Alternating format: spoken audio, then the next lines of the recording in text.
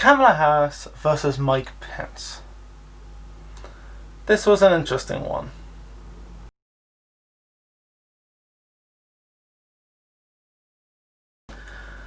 Hey everyone, welcome back to the channel. Now in this video I want to talk about the vice presidential debate between Mike Pence and Kamala Harris. Now people were quite disappointed by the performance of both Donald Trump and Joe Biden in their first presidential debate. So there was a bit more pressure on Kamala and Mike to give us a bit more substance in their vice presidential debate.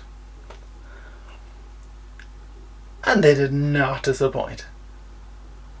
I think it is fair to say that the vice presidential debate was much more civil than the Trump-Biden presidential debate.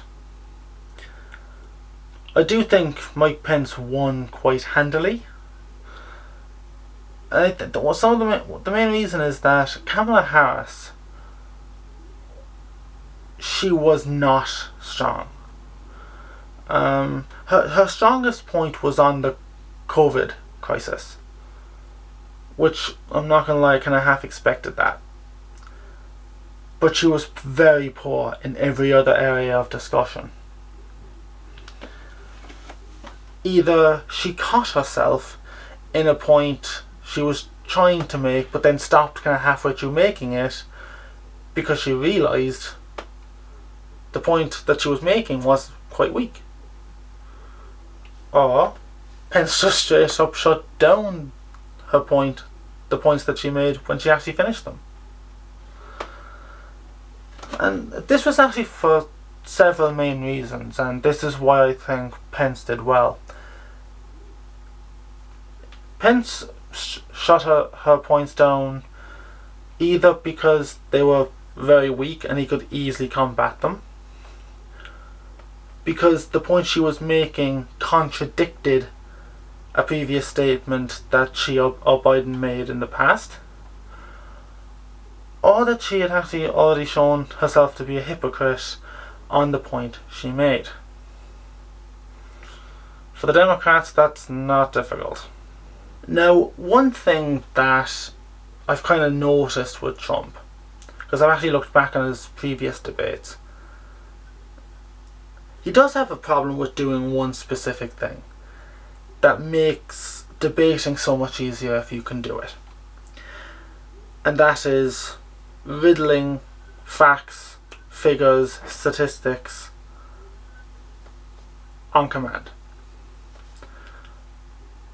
Trump can't do that.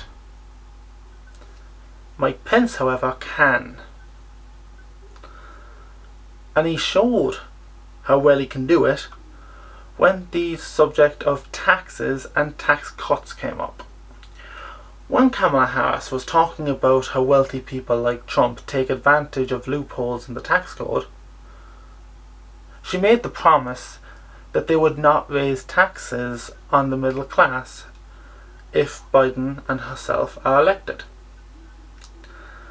Mike Pence responded by bringing up Biden's promise in the first debate to repeal the Trump tax cuts. These tax cuts lowered taxes on the middle class, and by repealing them, taxes on the middle class would increase, going against the point that Kamala Harris made. Another area that Kamala Harris caught herself up in was when it came to the issue of banning the practice of fracking. Now, for those of you who don't know, fracking is the practice of drilling horizontally to extract gas. And it is actually much more environmentally friendly than drilling straight down alone. Both Biden and Harris, during the debates, have said that they will not ban the practice. This, however, contradicts previous statements they've made, where they said that they've been clear on their position that they would ban it. An interesting point that came up on foreign policy as well was Kamala Harris brought up the idea that foreign policy is essentially maintaining relationships with foreign countries. And she's right in a way. That's a good chunk of it. Because if you've good relationships with other countries, then foreign policy is a lot easier. However, she did say that, we need to take care of our friends. She kind of failed to respond when she was questioned about Biden's good friendship with China and Ukraine. Now, the reason I think is actually pretty clear. She kind of knows about that relationship and knows Biden's not going to be that straight on about it. So she moved on from it because she knew she couldn't cover for him. Now, one thing when it came to the Trump-Biden debate was that Trump was constantly trying to get a knockout blow. However, due to the fact that he was actually kind of punching so much, to speak in boxing terms, all of his punches weren't as strong as they could have been. And a lot of them didn't do much damage when they hit, if they hit at all. Pence, however, I think got a knockout blow when the subject of accepting the election result came up. Pence challenged Kamala Harris on the fact that the Democrats still haven't accepted the results of the 2016 election. So how could they be expected to accept the election result in 2020 if they lost? She couldn't answer. No. We all know why she couldn't answer, because you can't really answer that. Because he's right. The Democrats haven't accepted the result of the 2016 election. And if they lose, do you think they'll accept the 2021? No.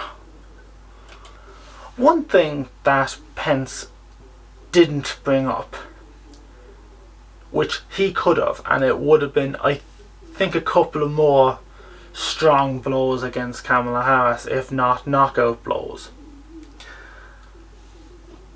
was the comments that Kamala Harris made regarding Biden in the Democrat primary debates. Because it was clear Kamala Harris did not like Biden. So what changed? For example of that, during the Democrat primary debates, Harris described Joe Biden as a serious racist. Now, she's not wrong. Running as an African American woman, she's happy to be running alongside a racist as his running mate. Doesn't make sense, does it? No, of course, it doesn't make sense on first thought, but I think we all know why. She's just as racist as he is. Just in a different way. Now, she also claimed something that she's been called out for but never answered. And that was her claim that she believed Tara Reid. Tara Reid accused Joe Biden of sexual assault during the Democrat primary debates. And yet, that was never brought up when she became his running mate. So, not only is she running as the running mate to a racist, but also to a rapist. Because she believes that he is, based on her previous statements. Strong advocate for women there, aren't you? I think it's clear to any reasonable person that watched this debate that Mike Pence won it by a significant margin.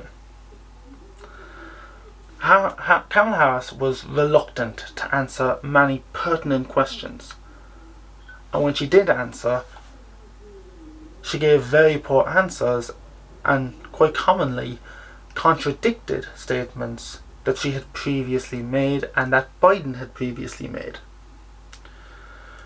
there doesn't really seem to be that much unity between the two of them. Now, one thing that bugged me, pun not intended, was that many in the mainstream media added to the story a ridiculous section.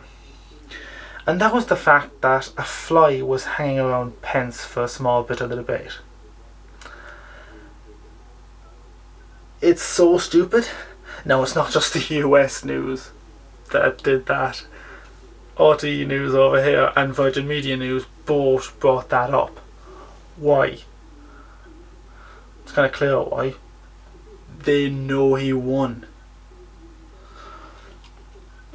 I think the fact that this is considered news by mainstream news media, which is supposed to be unbiased, tells you a lot, doesn't it?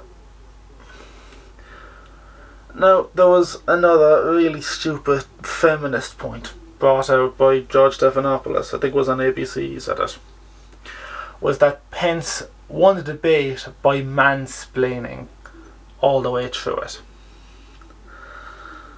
Right. If a woman and a man are debating, and the man destroys her in that debate, that's not mansplaining. It just means he's a better debater than her. So what were your thoughts on this debate? Share them with me in the comment section down below. I'd love to hear them. If you like this video, hit that thumbs up button and don't forget to subscribe to keep up with my latest videos. Trump and Biden debate didn't change minds. I think this debate between Pence and Kamala Harris did. I think the Democrats should be worried about that. Thanks for listening, and I'll see you next time.